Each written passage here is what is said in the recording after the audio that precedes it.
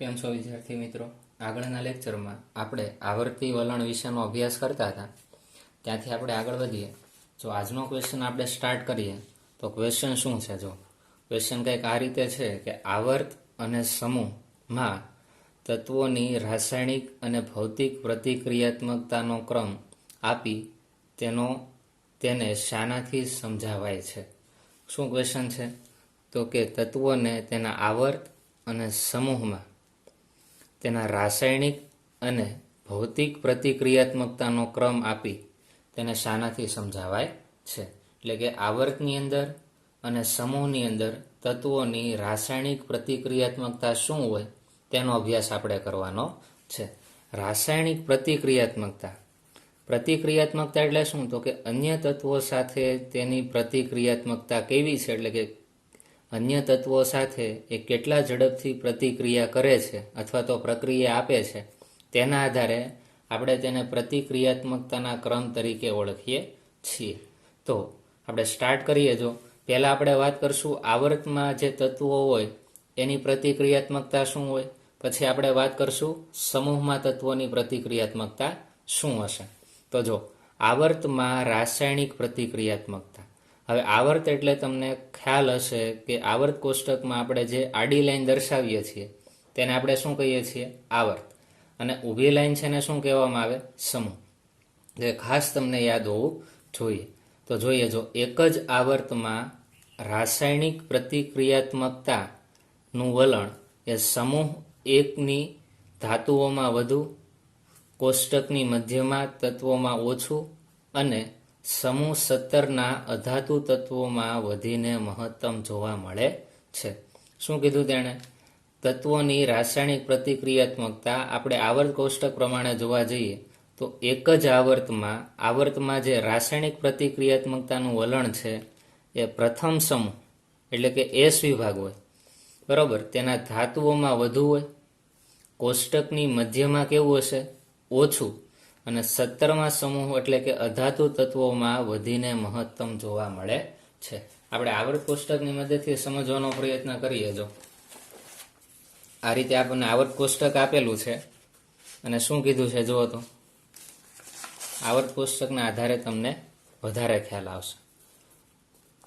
જો આ પહેલો સમૂહ છે, બરોબર, જેને આપણે આલ્કલી ધાતુ તત્વ તરીકે ઓળખીએ છીએ. તો એણે શું કીધું? તો કે પ્રથમ સમૂહ હોય તેની પ્રતિક્રિયાત્મકતા વધુ હોય, બરોબર. પછી શું કીધું? આ વચ્ચેના સમૂહ છે, કોષ્ટકના મધ્યનો ભાગ છે, બરોબર, તેમાં કેવું હશે? ઓછી પ્રતિક્રિયાત્મકતા હશે. પણ જેવા તમે જમણી બાજુ આગળ વધશો, ધીરે ધીરે તમે 17મા સમૂહ તરફ જશો, એટલે કે ફ્લોરિન, ક્લોરિન, બ્રોમિન, આયોડિન, એટેસ્ટાઇન, આ બધા તત્વોની રાસાયણિક પ્રતિક્રિયાત્મકતા કેવી થઈ જાય છે?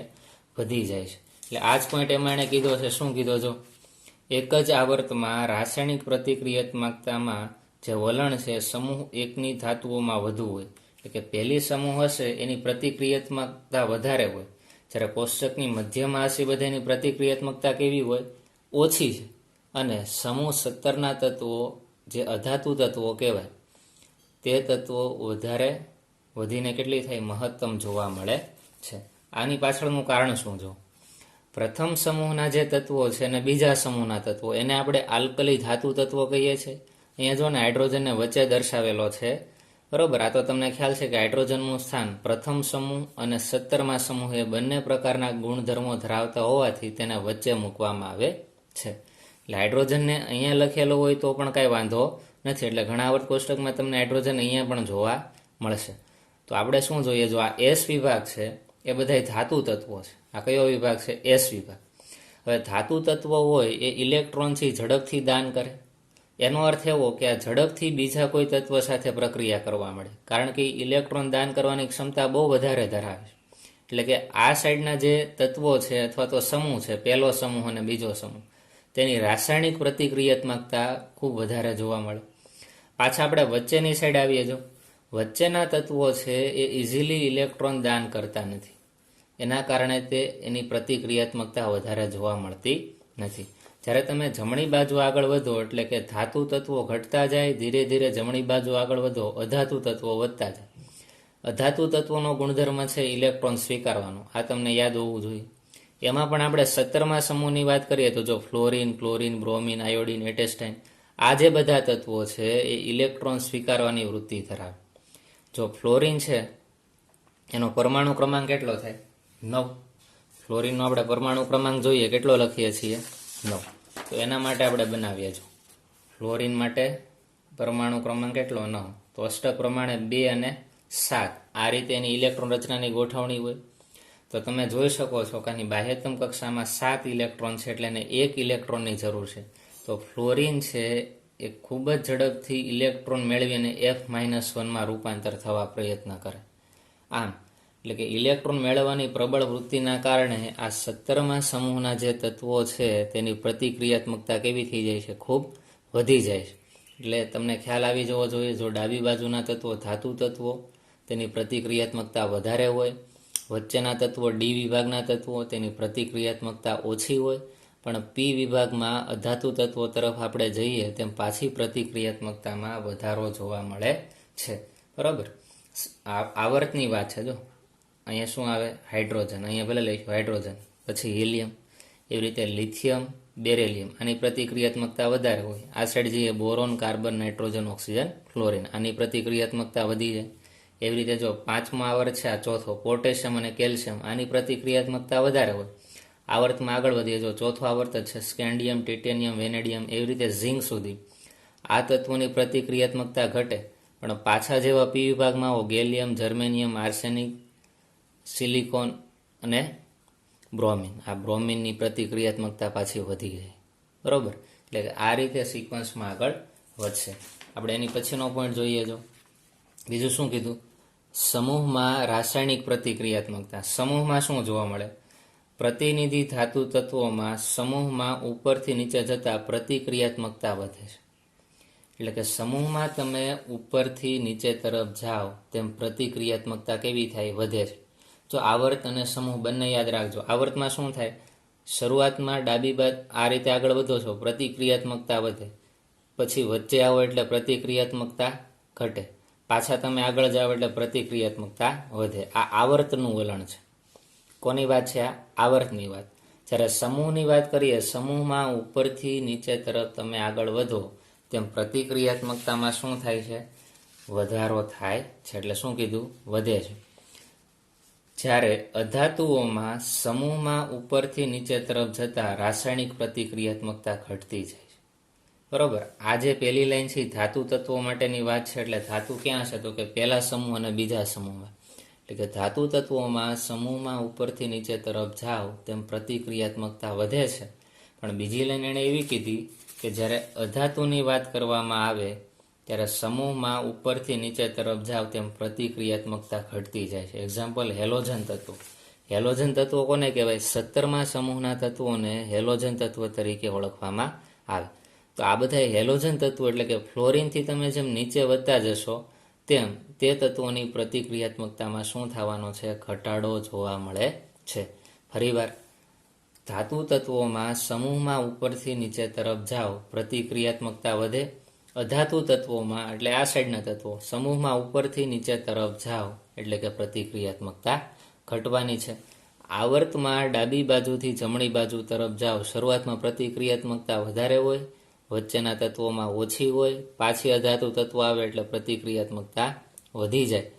ઉપરથી નીચે તરફ જાઓ તેમ પ્રતિક્રિયાત્મકતા વધે. પણ ધાતુ તત્વોમાં અધાતુ તત્વોમાં ઉપરથી નીચે તરફ જાઓ પ્રતિક્રિયાત્મકતા ઘટશે. આગળ વધીએ. તત્વોની રાસાયણિક અને ભૌતિક ગુણધર્મોમાં આવર્તિતા અને પ્રતિક્રિયાત્મકતાને ઇલેક્ટ્રોનની સંખ્યા તથા શક્તિ સ્તરની સાથે સંબંધ હોય છે. એટલે કે આ શું કહેવા માંગે છે? આ બધા તત્વો છે ની પ્રતિક્રિયાત્મકતા કોની સાથે આધાર રાખે? તો કે આની ઇલેક્ટ્રોન રચના તમને ખ્યાલ હશે તો તેના આધારે ખબર પડશે. અને તે કઈ કક્ષામાં એટલે કે કયા શક્તિ સ્તરમાં ઇલેક્ટ્રોન દાખલ થાય છે તેના ઉપર આ બધા તત્વોની પ્રતિક્રિયાત્મકતા આધાર રાખે છે. એટલે ખાસ તમારે ધ્યાનમાં લેવાનું. આગળ વધીએ આપણે. જો એની પછીનો ક્વેશ્ચન જોઈએ. આવર્ત અને સમૂહમાં પરમાણવીય ત્રિજ્યા. આવર્તની અંદર તમે ડાબી બાજુથી જમણી બાજુ તરફ જાઓ ત્યારે ત્રિજ્યામાં શું થાય? સમૂહમાં તમે ઉપરથી નીચે તરફ જાઓ ત્યારે ત્રિજ્યામાં શું થાય? એના વિશેની માહિતી આમાં મેળવશું. તો પહેલા આવર્તની વાત કરીએ. આવર્તમાં પરમાણુ ત્રિજ્યાનું વલણ શું હોય? આવર્તમાં એટલે શું કહેશો? તો કે ડાબી બાજુથી જમણી બાજુ આ રીતે તમે દર્શાવશો, આવર્ત આ રીતે. અને આપણે શું કહીએ છીએ? આવર્ત. આવર્તમાં શું હોય જો તો, આવર્તમાં ડાબીથી જમણી બાજુ તરફ જતા તત્વોના પરમાણવીય કદમાં ઘટાડો જોવા મળે છે. હવે જો આ કદમાં ઘટાડો કઈ રીતે થાય એ આપણે પછી સમજશું, પણ અત્યારે યાદ રાખો શું? આવર્તમાં ડાબીથી જમણી બાજુ તરફ તમે જાઓ તેમ તત્વોના જે પરમાણુ કદ હોય કેવા થતા જાય? ઘટતા જાય. એટલે કે તમે આ રીતે સમજી શકો, જો અહીંયા હાઇડ્રોજન હોય, આનું કદ વધારે હોય, પણ આવર્તમાં તમે ડાબી બાજુથી જમણી બાજુ આગળ વધો તો અહીંયા હિલિયમ આવે. તો હાઇડ્રોજનની સાપેક્ષે હિલિયમના પરમાણુ કદ કેવા હોય? ઓછા હોય. આવર્તને પકડી રાખવાનો, બરોબર. આ બીજો આવર્ત છે. જો લિથિયમ છે એનું પરમાણુ કદ મોટું હોય, ડાબી બાજુથી જમણી બાજુ જાઓ છો એટલે કે બેરેલિયમ, તો લિથિયમ કરતાં બેરેલિયમના પરમાણુ કદ ઘટતા જાય. પાછા આપણે આગળ વધીએ બીજા આવર્તમાં, જો બોરોન, તો લિથિયમ કરતાં આનું કદ હજી એના કરતાં નાનું થાય, એના કરતાં કદ નાનું. એમ તમે જેમ જેમ ડાબી બાજુથી જમણી બાજુ તરફ વધતા જાઓ તેમ આ તત્વોના જે પરમાણવીય કદ હોય તેમાં ઘટાડો જોવા મળશે. એવી રીતે અહીંયાથી જોઈજો, સોડિયમનું પરમાણવીય કદ વધારે હોય, એના કરતાં ઓછું કોનું હોય? મેગ્નેશિયમ. એમ ધીરે ધીરે તમે આગળ વધતા જાઓ, aluminium, silicon, phosphorus, sulphur, chlorine, argon, તો આ બાજુ કદ કેવા થતા જાય? ઘટતા જાય. એટલે શું યાદ રાખવાનું કે આવર્ત કોષ્ટકમાં જ્યારે આવર્તની વાત કરીએ એટલે કે આડી લાઈન, ત્યારે ડાબી બાજુથી તમે જેમ જેમ જમણી બાજુ તરફ આગળ વધતા જાઓ તેમ તેના પરમાણવીય કદમાં ઘટાડો જોવા મળે છે. આ શા માટે જોવા મળે છે આપણે હમણાં સમજીએ. તો જુઓ, આમ આવર્તમાં ડાબી બાજુથી જમણી બાજુ તરફ જઈએ તેમ પરમાણવીય ત્રિજ્યામાં ઘટાડો જોવા મળે છે. હવે જો કદ ઘટે તો ત્રિજ્યા ઘટવાની છે.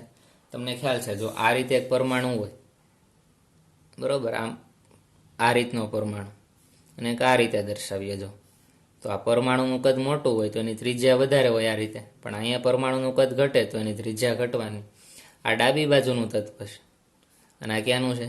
જમણી બાજુનું. એટલે આપણે એમ લખીએ કે આવર્તમાં ડાબી બાજુથી જમણી બાજુ તરફ જઈએ તેમ તત્વના કદ કેવા થાય? ઘટે. જો આ કદ મોટું છે, આ કદ કેવું છે? નાનું. કદ ઘટે, સાથે સાથે ત્રિજ્યા જો પહેલાં ત્રિજ્યા એટલી હતી, વધારે હતી ને, આ જુઓ તો ઘટીને અડધી થઈ ગઈ અથવા તો ઓછી થઈ ગઈ. તો એમ કહી શકાય કે આવર્તમાં ડાબી બાજુથી જમણી બાજુ તરફ જઈએ તેમ પરમાણવીય ત્રિજ્યામાં ઘટાડો જોવા મળે છે. એ આલેખ દ્વારા આપણે સમજીએ. જો અહીંયા વાય અક્ષ ઉપર તેને પરમાણવીય ત્રિજ્યા લીધી છે અને એક્સ અક્ષ ઉપર પરમાણવીય ક્રમાંક લીધેલા છે. તો જુઓ તો આપણે બીજા આવર્તની વાત કરવાની છે. જો lithium, beryllium, boron, carbon, nitrogen, oxygen, fluorine અને નિયોન, તેમાં ત્રિજ્યામાં શું થાય છે? જો તો લિથિયમની ત્રિજ્યા સૌથી વધારે છે, અહીંયા તમને ગ્રાફમાં દેખાય છે, જો સૌથી ઉપર આવે. હવે ધીરે ધીરે તમે જો beryllium, boron, carbon, nitrogen, oxygen અને ફ્લોરિન, ધીરે ધીરે ગ્રાફ નીચેની તરફ જતો જાય છે. અહીંયા આપણે શું લખીએ છીએ? પરમાણુ ક્રમાંક. કે ધીરે ધીરે જેમ પરમાણુ ક્રમાંક વધે, જો લિથિયમ પરમાણુ ક્રમાંક 3 વધ્યો, કેટલો થયો? 4, 5, 6, 7, 8, 9. એટલે પરમાણુ ક્રમાંક આમ જેમ આગળ વધતો જાય, અહીંયા શું છે? ત્રિજ્યા. અહીંયા ત્રિજ્યા મહત્તમ હોય. જેમ ધીરે ધીરે નીચે આવો એમ ત્રિજ્યા કેવી થાય? 0. કારણ કે ગ્રાફમાં જો અહીંયા 0 વેલ્યુ હોય, આ સાઈડ તમે જાઓ એમ 0, 1, 2, 3, 4 એમ વધતી જાય, આ સાઈડ તમે જાઓ એમ ત્રિજ્યામાં આ રીતે વધારો થતો જાય. પણ જુઓ તો ઉપરથી નીચે તરફ આવે છે, એનો અર્થ એવો થાય કે આ તત્વોની પરમાણવીય ત્રિજ્યામાં શું જોવા મળે છે? ઘટાડો જોવા મળે છે. તો તમારે આ રીતે ગ્રાફ યાદ રાખવાની જરૂર નથી, પણ તમને ખ્યાલ આવવો જોઈએ કે આવર્તના જે તત્વો છે એમાં ડાબી બાજુથી જમણી બાજુ તરફ જાઓ તેમ ત્રિજ્યામાં શું થાય? ઘટાડો જોવા મળશે. બીજો આવર્ત જોઈએ, જો lithium, beryllium, boron, carbon, nitrogen, oxygen અને ફ્લોરિન, બરાબર. આ બીજો આવર્ત છે. Lithium, beryllium, boron, carbon, nitrogen, oxygen, fluorine અને નિયોન. તેની ત્રિજ્યા જુઓ તો લિથિયમની પરમાણવી ત્રિજ્યા 152. આ પાઇકોમીટર એકમમાં હશે, બધી કેવી હશે? પાઇકોમીટર એકમ. એટલે ખાસ યાદ રાખવાનું. જ્યારે બેરેલિયમની જુઓ તો 152થી ઘટીને કેટલી થઈ ગઈ? 111. એમ ધીરે ધીરે તમે જેમ ડાબી બાજુથી જમણી બાજુ તરફ જાઓ છો, જો લિથિયમની કેટલી કીધી? 152. પણ અહીંયા ફ્લોરિને આવો તો જુઓ તો તેની ત્રિજ્યા 64, એટલે ઘટી ગઈ.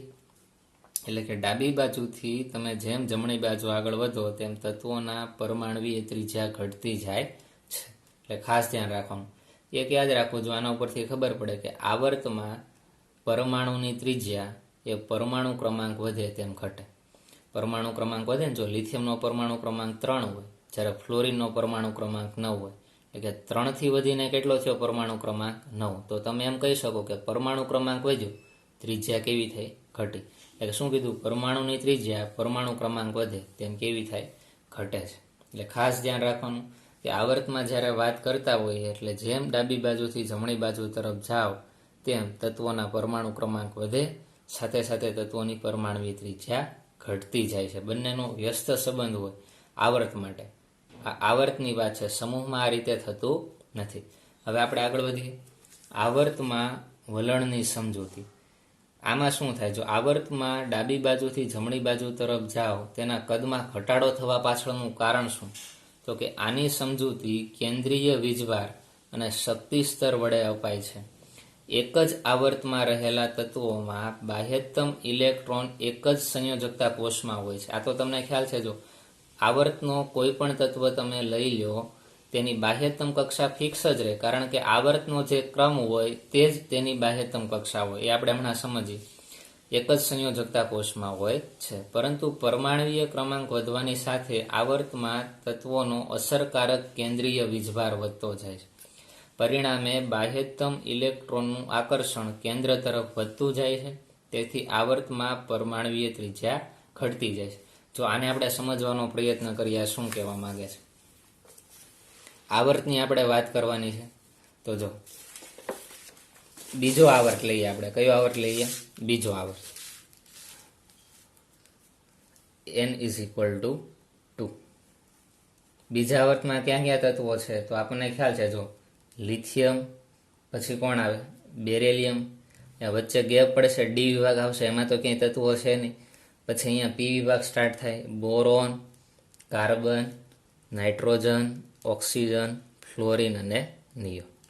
આ રીતે આ બીજા આવર્તની અંદર તત્વો છે. આ તો તમને ખ્યાલ છે. આ સાઈડના તત્વો છે ડાબી બાજુના તત્વો છે. આ સાઈડ આપણે જોઈશું તેમ કેવા થશે? જમણી બાજુના તત્વો આવશે. આપણે શું ભણી ગયા કે આવર્તમાં આ આવર્ત છે. જો બીજો આવર્ત ડાબી બાજુથી જમણી બાજુ તરફ જાઓ તેમ પરમાણુના કદમાં શું થાય? ઘટાડો થાય. તેમ તેની પરમાણુય ત્રિજ્યા પણ ઘટે. અથવા તો તમને શું કીધું હતું કે પરમાણુ ક્રમાંક વધે તેમ તેની ત્રિજ્યા ઘટે. આનો પરમાણુ ક્રમાંક 3, આનો પરમાણુ ક્રમાંક 4, એવી રીતે 5, 6, 7, 8, 9 અને 10. હવે જો આવું થવાનું કારણ શું? તો આમાંથી આપણે તત્વોની ઇલેક્ટ્રોન રચના જોઈએ એટલે વધારે ખ્યાલ આવે. જો લિથિયમની વાત કરીએ તો અહીંયા હું લિથિયમનો પરમાણુ બનાવું છું. જો લિથિયમ હશે એનો પરમાણુ ક્રમાંક 3, એટલે કે એના કેન્દ્રની અંદર 3 પ્રોટોન રહેલા હોય. હું ન્યુટ્રોનની સંખ્યા અત્યારે ગણતો નથી, બરોબર. હવે 3 ઇલેક્ટ્રોન છે એટલે આપણે દર્શાવીએ. જો આખો ગોળ રાઉન્ડ કરતો નથી, આ રીતે કક્ષા દર્શાવું છું. તો પહેલી કક્ષામાં કેટલા ઇલેક્ટ્રોન ગોઠવાશે? 2.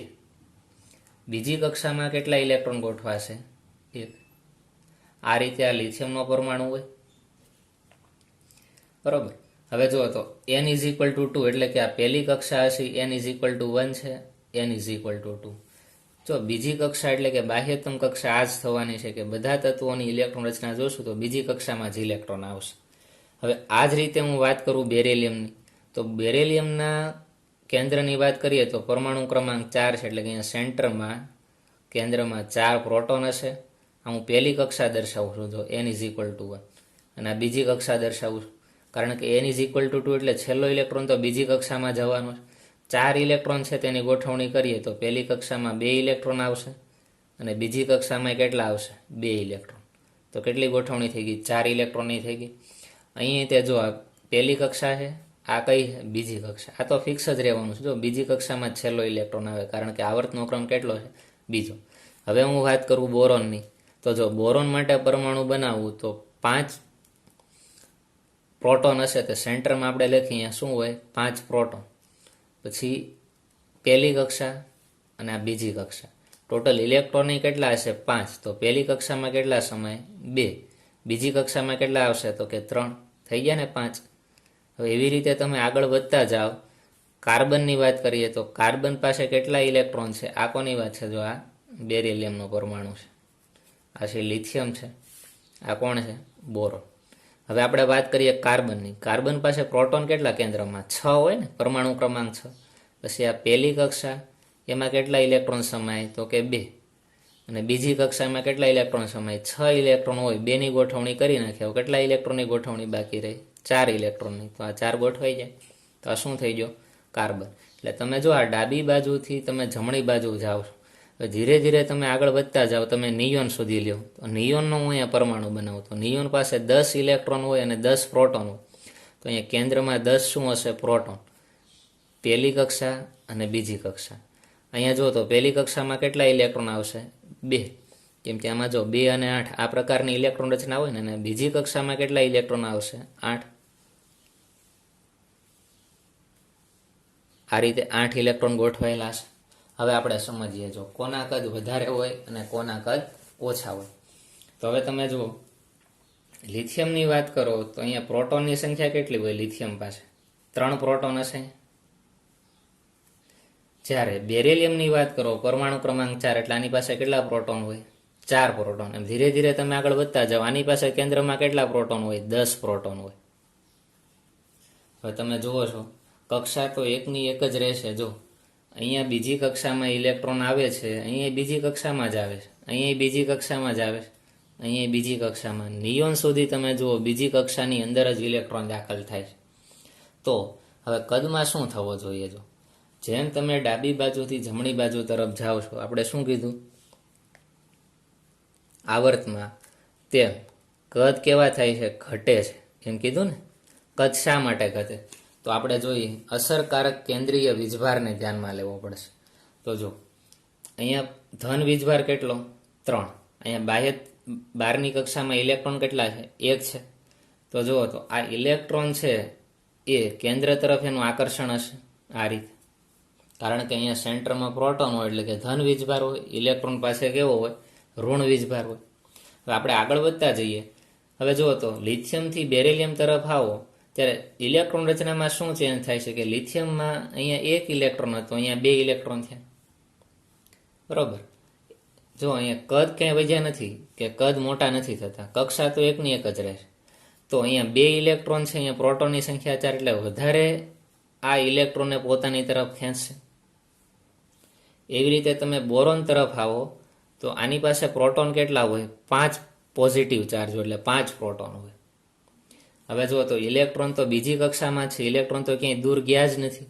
તો આ ઇલેક્ટ્રોન છે આ 3 ઇલેક્ટ્રોનને વધારે ખેંચશે ને અંદરની સાઈડ, કારણ કે અહીં પોઝિટિવ ચાર્જ વધી ગયો. અહીં જો 3 જ ઇલેક્ટ્રોન છે. એવી રીતે અહીંયા જો અહીંયા પ્રોટોનની સંખ્યા કેટલી હોય કાર્બન પાસે 6, એટલે 6 પોઝિટિવ ચાર્જ હોય એની પાસે. આ બધા ઇલેક્ટ્રોન છે અને આની તરફ ખેંચી લેશે. કેટલા ઇલેક્ટ્રોન છે જુઓ તો 4 ઇલેક્ટ્રોન છે, એટલે કે પોઝિટિવ ચાર્જ વધારે છે, સામે નેગેટિવ ચાર્જ કેવો છે ઓછો છે. અહીંયા 10 ચાર્જ છે, પોઝિટિવ ચાર્જ ખૂબ વધારે છે, એટલે બાહ્યતમ કક્ષાના બધા ઇલેક્ટ્રોનને પોતાની તરફ શું કરી નાખશે ખેંચી નાખશે. તો તમે જુઓ છો અહીં આકર્ષણ ઓછું છે, જ્યારે અહીંયા આકર્ષણ કેવું છે વધારે, જેના કારણે આ જે કક્ષા છે એ કેન્દ્રની નજીક નહીં જાય. પણ અહીંયા પ્રોટોન એટલે કે પોઝિટિવ ચાર્જ વધારે હોય, આ શું છે અસરકારક કેન્દ્રીય વીજભાર કહેવાય. તો આ ઇલેક્ટ્રોન છે વધારે ને વધારે કેન્દ્ર તરફ ખેંચાયેલા રહે. હવે કેન્દ્ર તરફ વધારે ને વધારે ખેંચાયેલા હોય તો પરમાણુના કદ કેવા થાય નાના થાય. તો તમે કહી શકો કે ડાબી બાજુથી જમણી બાજુ જેમ જઈએ તેમ કેન્દ્રમાં પ્રોટોનની સંખ્યા વધે, એટલે કે તેનો અસરકારક કેન્દ્રીય વીજભાર વધે. શું વધે અસરકારક કેન્દ્રીય વીજભાર વધે. અને અસરકારક કેન્દ્રીય વીજભારના વધવાના કારણે બાહ્યતમ કક્ષામાં રહેલા ઇલેક્ટ્રોનને કેન્દ્રમાં રહેલા ધન વીજભારિત પ્રોટોન એ વધારે પ્રમાણમાં ખેંચશે. અહીંયા જો કદમાં કાંઈ વધારો થતો નથી. આ બીજી કક્ષા છે, અહીંયા બીજી કક્ષા છે, ક્યાંય તમને જોવા મળી કે ત્રીજી કક્ષા તો કદ મોટા થાય. અહીંયા તો બીજી કક્ષાની અંદર જ ઇલેક્ટ્રોન ગોઠવાવાના છે, કારણ કે બીજો આવર્ત છે એટલે તમને ખબર જ છે કે બીજી કક્ષામાં જ ઇલેક્ટ્રોન ગોઠવાવાના છેલ્લા ઇલેક્ટ્રોન હોય, એ ત્રીજી કક્ષામાં કોઈ દિવસ આવવાના નથી. તો આ સાઈડથી તમે આ સાઈડ જાઓ તો તમને ખ્યાલ આવશે કે આ બધા ઇલેક્ટ્રોન જે છે અહીંયા રહેલા પ્રોટોન વધારે એની તરફ ખેંચે. હવે એની તરફ વધારે ખેંચે તો આનું કદ છે ઘટી જાય. બરાબર, આકર્ષણ વધે એટલે આના કદ કેવા થાય ઘટે. તો આપણે કહી શકાય કે ડાબી બાજુથી જમણી બાજુ તરફ જાઓ તેમ અસરકારક કેન્દ્રીય વીજભાર વધે, એટલે કે પોઝિટિવ ચાર્જ કેન્દ્રમાં વધે, પ્રોટોનની સંખ્યા વધે.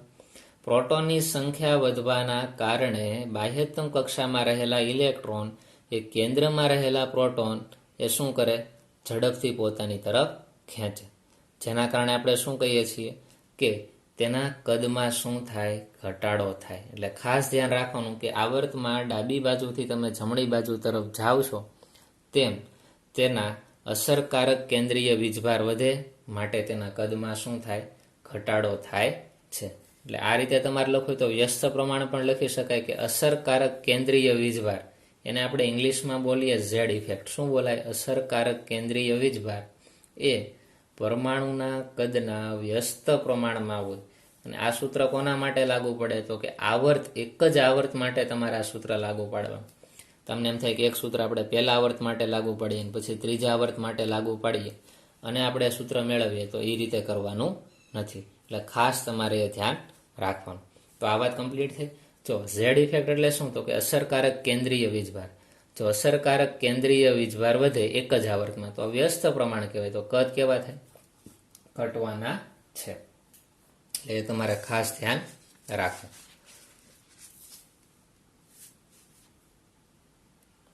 તો જો આ સિદ્ધાંતમાં આપણને એ જ કહેવામાં આવ્યું છે કે આવર્તી વલણની સમજૂતી, એમાં શું કીધું? આની સમજૂતી કેન્દ્રીય વીજભાર અને શક્તિ સ્તર વડે અપાય. એક જ આવર્તમાં જ્યારે તત્વો રહેલા હોય તેની બાહ્યતમ ઇલેક્ટ્રોન એક જ સંયોજકતા કોષમાં હોય. આ તો ખ્યાલ આવે? સંયોજકતા કોષ એટલે શું? બાહ્યતમ કક્ષા. તમે કોઈ પણ તત્વ લઈ લેજો આવર્તનું, બીજી કક્ષામાં જ ઇલેક્ટ્રોન છે બધામાં, ક્યાંય ત્રીજી કક્ષામાં ઇલેક્ટ્રોન ગોઠવાતા નથી. પરંતુ પરમાણવીય ક્રમાંક વધવાની સાથે આવર્તમાં અસરકારક કેન્દ્રીય વીજભાર વધતો છે.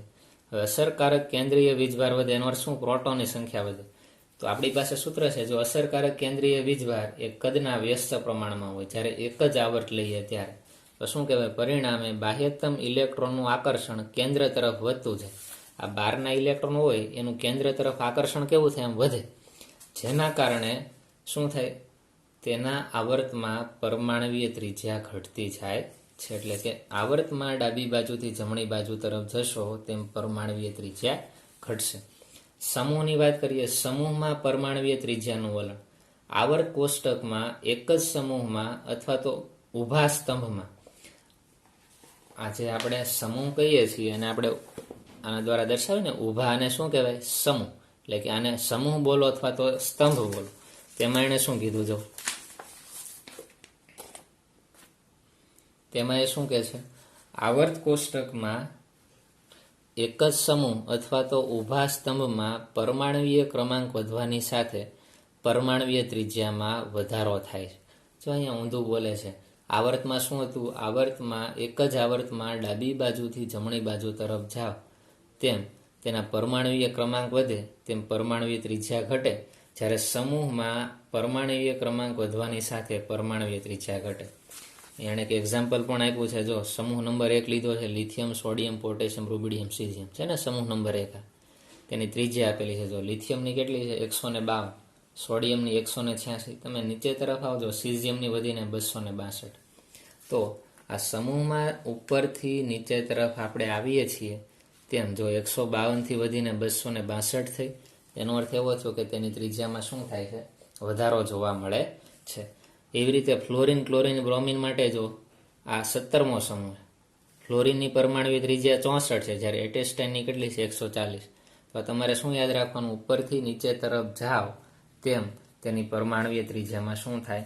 વધારો થાય. શા માટે થાય આપણે જોઈએ, તેનો આલેખ પણ જોઈએ. જો એનો ગ્રાફ આ રીતે મળે કે ત્રિજ્યા અને પરમાણવીય ક્રમાંક.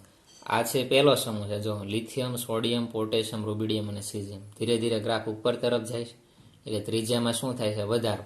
આ 17મા સમૂહમાં જો ફ્લોરિનની ત્રિજ્યા ઓછી, એના કરતાં વધારે ક્લોરિન, એના કરતાં વધારે બ્રોમિન, એના કરતાં વધારે આયોડિન. આવું થવા પાછળનું કારણ શું? તો જોઈએ. જો સમૂહમાં પરમાણુ ત્રિજ્યાના વલણની સમજૂતી જોઈએ. સમૂહમાં ઉપરથી નીચેની તરફ જતા તેના મુખ્ય ક્વોન્ટમ આંકનું મૂલ્ય વધતું જાય, એટલે કે મુખ્ય કક્ષા જ વધી જાય અને સંયોજકતા કક્ષામાં ઇલેક્ટ્રોન પરમાણવીય કેન્દ્રથી દૂર હોય છે. આમ થવાનું કારણ એ છે કે આંતરિક શક્તિ સ્તરો ઇલેક્ટ્રોનથી ભરાયેલી હોય છે, જે ઢાલ સ્વરૂપે બાહ્ય ઇલેક્ટ્રોનની ઉપર કેન્દ્રના આકર્ષણ બળને કેવું કરી દે? ઘટાડે છે. આથી સમૂહમાં પરમાણુનું કદ વધતું જાય છે, એટલે કે પરમાણુય ત્રિજ્યા વધતી જાય. આ આખી જે 2 લાઈન કીધી છે ને આપણે સમજવાનો પ્રયત્ન કરીએ. જો સમૂહની વાત કરીએ, સમૂહમાં આપણે